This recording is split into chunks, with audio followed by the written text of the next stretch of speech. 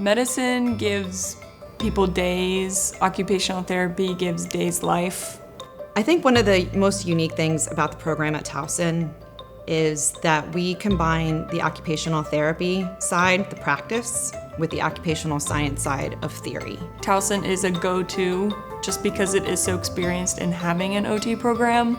They have so many connections in the community. You say you're from Towson, anyone in a rehab department is like, oh, I know XYZ. Everybody knows somebody else that went to Towson. I have a very close relationship to Dr. BG, but I don't think I had a single professor who wasn't trying to support me or be there for me actively. There's always somebody there that wants to see you graduate and walk across that stage.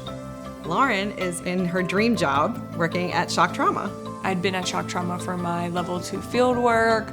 I really enjoyed my time there. So before I graduated, I was offered a job and I did take it, which is super exciting.